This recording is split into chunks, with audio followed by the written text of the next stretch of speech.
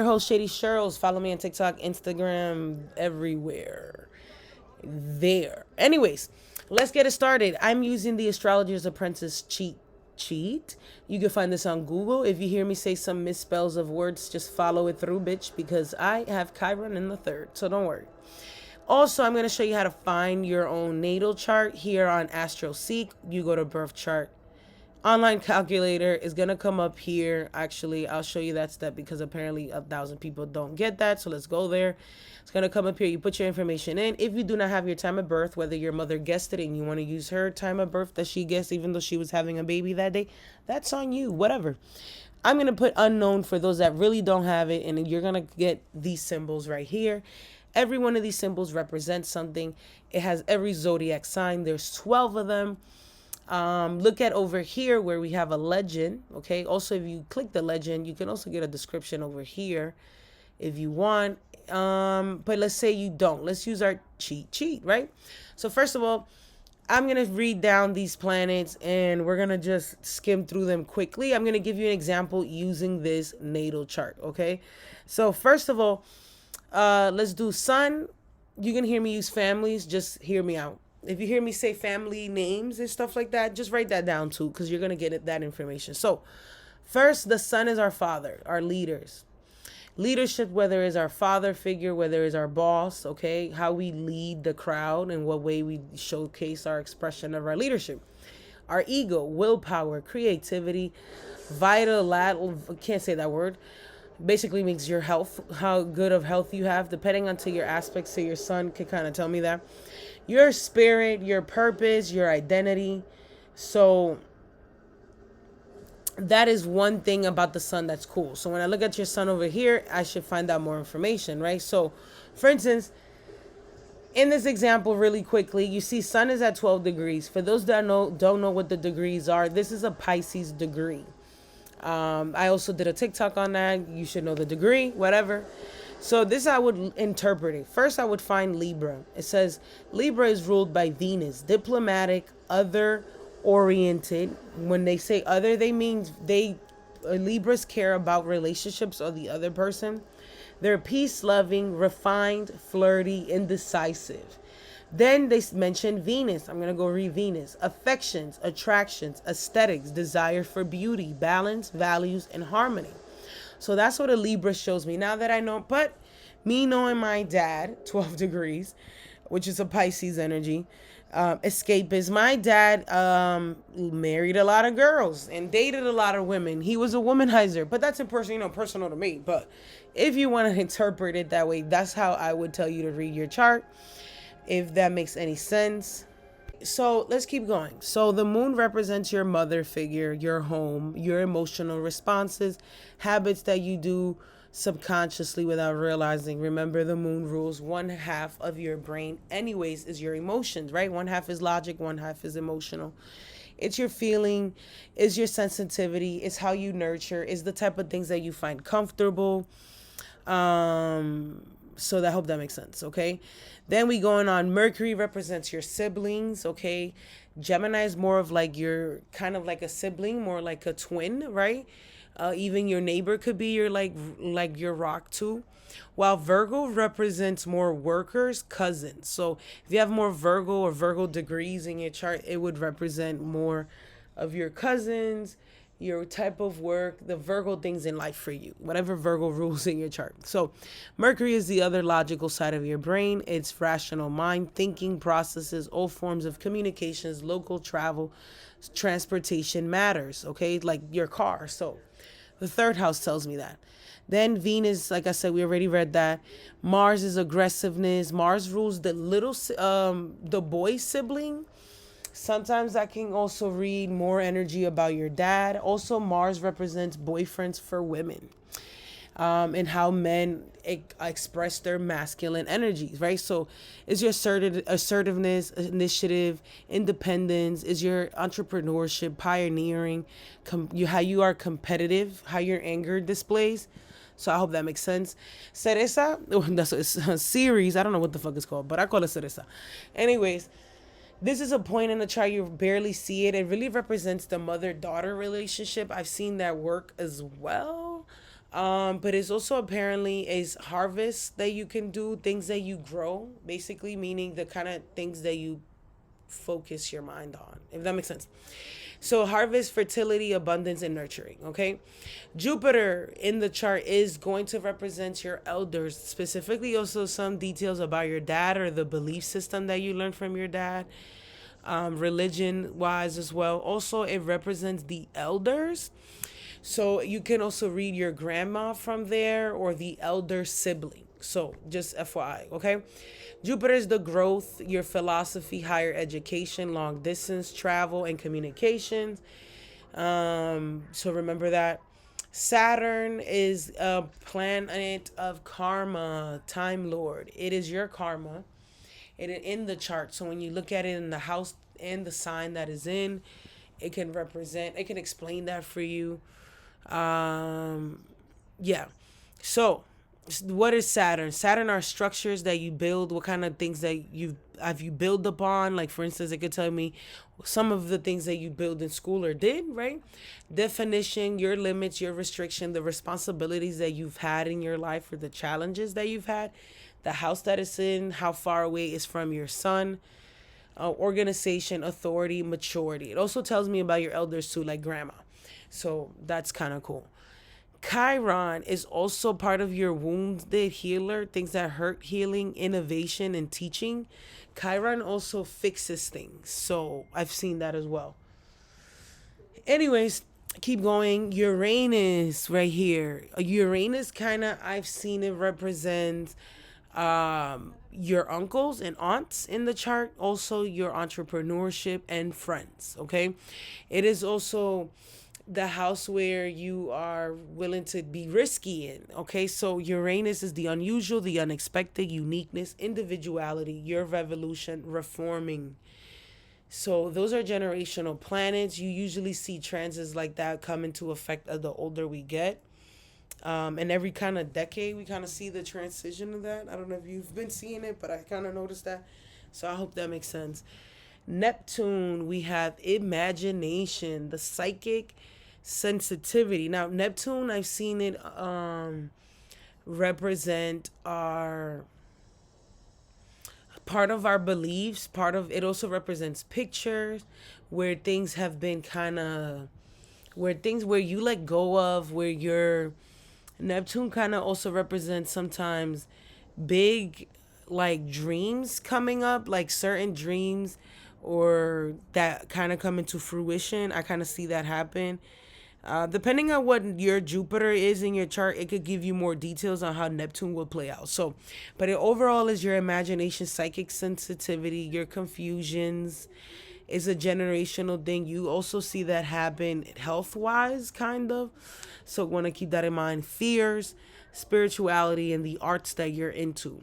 So, especially if you're an artist, this is pretty cool to use. If you're in that field, or spirituality can also help you harness where you're psychic or you're better at psychically, if that makes sense. So, like for instance, your Pisces and Neptune house can help you with that. Pluto is about finances, shared resources. Pluto is also co-ruler of Mars things. So they kind of coexist with each other. Now Pluto's pretty intense and it have every 20 years it does really weird transits. So now it's going into Aquarius. So the fixed energy, Scorpio, Aquarius, Leo, Tauruses, they will be feeling this intensity all the time. Excuse me.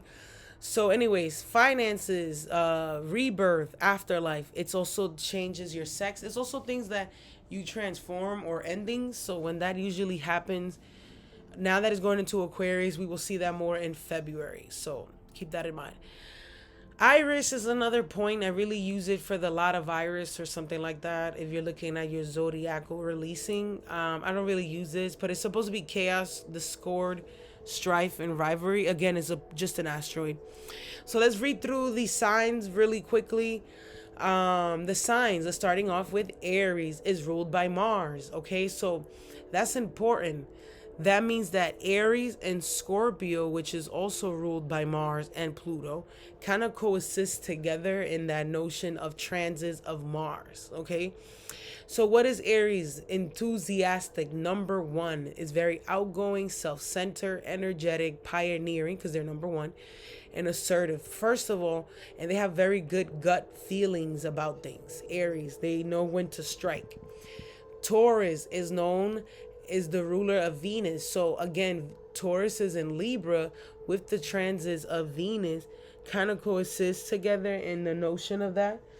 Um, so meaning that they kind of, Venus transit can affect a Taurus or Libra. Anyways, so Tauruses are known as your natural born talent. They're stable, quiet, steadfast. Well, not some of them are not quiet. Some of them are loud. Taurus, it rules sound. Patient, practical, stubborn, jealous, and artsy. Actually, very much so. And they're very into they only their dreams are realistic to them. Okay? Because they got Pisces in the 11th house, so they're gonna get it done. Anyways, moving on, Gemini. So Gemini is ruled by Mercury alongside Virgo. So the transits of Mercury does affect Geminis a lot, especially in areas of career, for instance. So Gemini is known as the duality. Gemini is the messenger that can travel in any room. They could confirm. It's like a chameleon, all mutable. This is the end of a cycle. So these are the, if you notice, this is the first fire, first earth, first air, and then the first water. So they kind of feel the same way that they're number one. Anyways, communicative, inquisitive, adaptable, versatile. Yes, so they can move in any room. You know her, Gemini. Next, we have Cancer, who's a water sign, which is the first luminary ruled by the moon. What is a luminary? Luminaries do not retrograde. They brighten up the room. They work alongside Saturn. Okay? So Cancers really, with the help of Saturn, help the material world. Cancer also represents women, the womb on Earth, and people on Earth. Really, actually, it's really people in general, but more specifically, we will say women and children. Just want to say that. They're sensitive, nurturing. They're very known much like managers, receptive, home, family oriented, emotional. So the up next is the ruler, another luminary, which is the sun in Leo. Again, they work alongside Saturn to help the material plane. Sun is more about the focus or the of the day or the month as well. So they're about generous, showy, dramatic, creative, a leader, egotistical, and fun loving. Then we have Virgo, which is Mercury, again, an analytical, analytical, discriminating, sorry, critical, detail-oriented, service-minded, useful. Also, they're the human of the zodiac. They also represents part of our morals, okay? Libra is diplomatic, is known as the law. It is also part of capitalism or the aesthetics of the material world, right? Because if you notice, they're the only scaled or object of the zodiac. And they're diplomatic, people focused, peace loving, refined, flirty, and decisive. Scorpio is again ruled by Mars, traditionally Pluto, modernly, and they're magnetic. They're known as the end, the intensity, powerful, persevering, passionate, and extreme people. They could be quiet. Their energy, their aura could be extreme. Okay. Sagittarius, they're ruled by Jupiter, which is the highest fire and is the last fire. So is honestly, fire is also needed for psychic things and abilities to understand life and God, honestly. So idealistic, they're optimistic, scattered as well, honest, exaggerated, and restless. That is true. You ever met a Sagittarius that could sleep?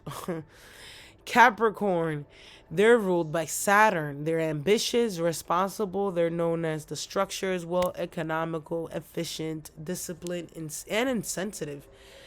They're very much just get done things, right? Another sign ruled by Saturn is Aquarius, which is impersonable. The Aquarius is also known as the future, the internet, innovative, detached, original, humanitarian. And when they say humanitarian, is Aquariuses are always known by lots of groups of people, or they tend to be always into groups. So don't listen to that. Anyways, independent and rebellious, or they're always just trying to go against the norm, you know. And Pisces, last but not least, they're known for Jupiter as well, or the co-ruler is Neptune. They're sympathetic, sentimental. They're very much the that last zodiac sign. They're also very good at subconscious minds and things like that. They're responsive, psychic, and spiritual, as well as an escapist. Up next, these things are known as aspects. You could go ahead and take a screenshot, but these are what these little red lines in the middle are. So if you want, you can click aspect tables. You're going to get this. I know you can't read it. You click list, and then you get some of these aspects, words, which then you can come up here and read it. So for instance, I have a trine that says an automatic benefits harmony and ease. So sometimes, let's talk about it. The sun in trines my moon, right? My father trines my moon. Well, I'll tell you this. They were both fire signs. So they matched each other's energy. Now, did they benefit each other? Not so much. My mother, yeah, I don't think so. I mean, they had a kid, I guess, but no. So, yeah, I'm not going to agree on that notion. So, that's why you have to take these words as a grain of salt and see what do they mean by positive. Like, for instance, like I said, my mother was a Leo, right? And my father was a Sag, which, yeah, they train each other. They would get along, right? You would think.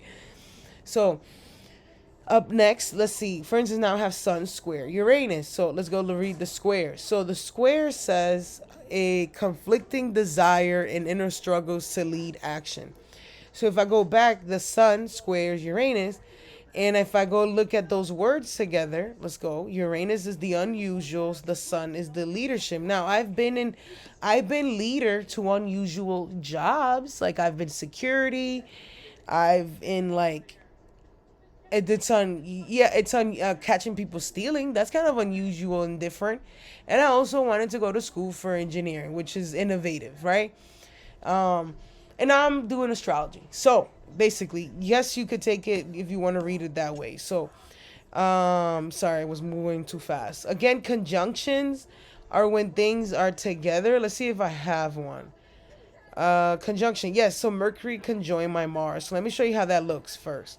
So first they said Sun squares my Uranus. If you notice, it is actually not by degree, but by sign, because Capricorn are modalities that square each other. This is air and this is earth. They don't really touch. They kind of square each other, right?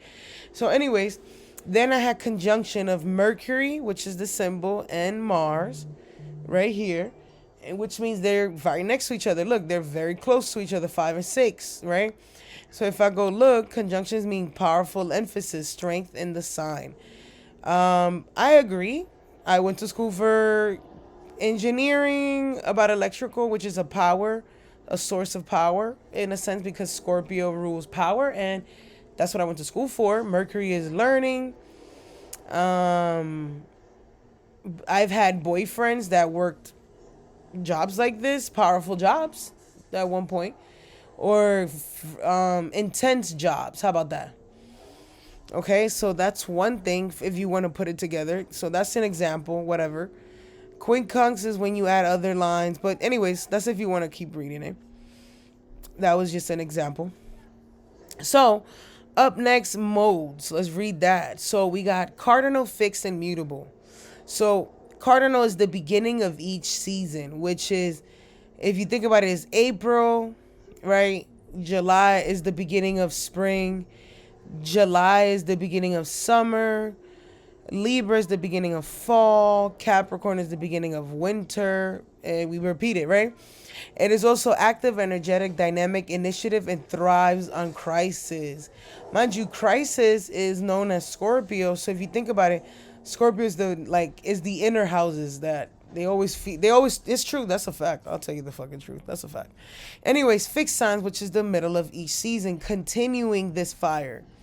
It is Taurus, Leo, Scorpio, Aquarius, which would be May season, um, August season, November season, and February season. It is about being stable, persistent, having the willpower to continue, being stubborn, resistant to change. Then we have mutable, which is the ending of each season. So, for instance, that's true. June is right at the end of whatever spring is and the beginning of July, kind of. I think June be like, you know what I mean. And if you think about it, it's adaptable, variable, restless, whatever, easygoing, and scatter. Then again, it goes into the elements, which you kind of know about. I won't go into that. If you want to, you could go ahead and read it yourself. Fire and air are extroverted, outgoing, and assertive. Yin, which is yang, right? That was yang. Yin is earth, water sign, introverted, passive, and receptive. Okay, so usually you attract your opposites, you know, you get it. Then we have new moons, quarter moons, full moons. I like to say new moons, obviously you start, full moon, you get done with it. So try to follow the moon in that thing. I've also done a follow the moon course. You should go back and listen to it if you can. I think I'm going to do another one at some point coming up. Void periods are the dark side of the moon also. There's nothing to fear. Some people can see in the dark. So don't fear. But try not to start things around there. Okay, the North Node, direction for progress. What is difficult to do, but both growth and producing. What one needs to develop. South Node, path of least resistance, not growth, producing, traps from old habits. Okay, and it's like, yeah, patterns that you continuously do. Then we have other aspects pattern that if you go to Astro Charts, which is this other chart over here, if you're a nerd, and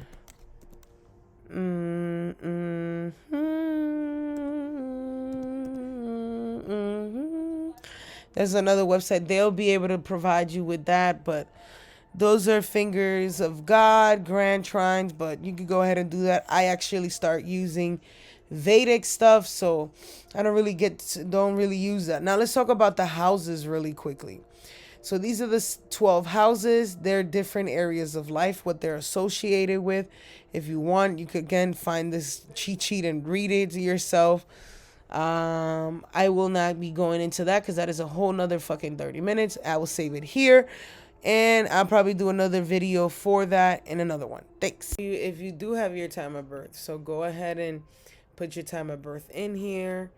Make sure you have what house system you in. You're going to read both. I recommend you reading both. And remember, a different area of life represents something. Placid is going to tell you which one is mainly where you focus. I've had the same group of friends from like the 6th grade all the way to the 12th grade. Then I had lots of different boyfriends. I went to school a lot, the 5th house. I worked very 5th house-like jobs, oh, by the way. What else? I've also met, different shit. I've worked a lot. What else? Then, for instance, you're going to learn, like, if your first house is ruled by Cancer, right? Cancer is the moon. If your second house is ruled by Cancer again, or if it's ruled by the sun, go to the sun. Now that you know what each of them are ruled, which is this right here, you see like we went through, and that's how you would do it. Then you would do obviously this works better with whole signs. I've done both. I could see how they both fit, so I'm not too stressing about it. Do both. So if your second house is empty, there's ruled by something, which is the sun. If whatever you have in Virgo is ruled by Mercury, whatever you have in Libra is ruled by Venus. Whatever you have in Scorpio is ruled by Mars and Pluto. Whatever is that in the chart. So, or like, for instance, my 6th house is ruled by Sagittarius in the 4th house. I've gotten jobs from my mother's brother, Jupiter, the elder brother. Saturn rules, Capricorn. Saturn is here, rules Capricorn, is in the 8th house. A lot of my relationship were secrets. I can tell you that. That's a fact. Same thing, 8th house. I take on other people's debt. I take care of my grandmother for a long time.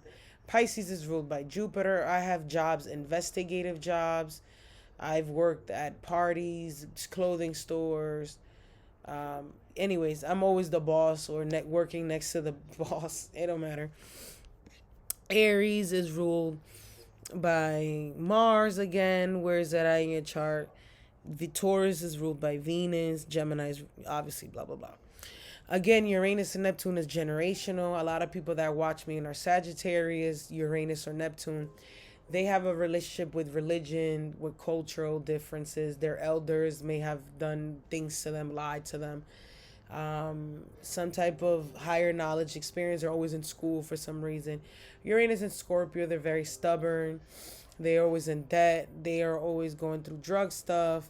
Um, they're always going through possessive people. They're always trying to break out of something, whatever. Uranus and Libras, they're always in a long term relationship that they're not supposed to be in. These are the millennials. You already know what the fuck is wrong with us. We follow the system and it failed us.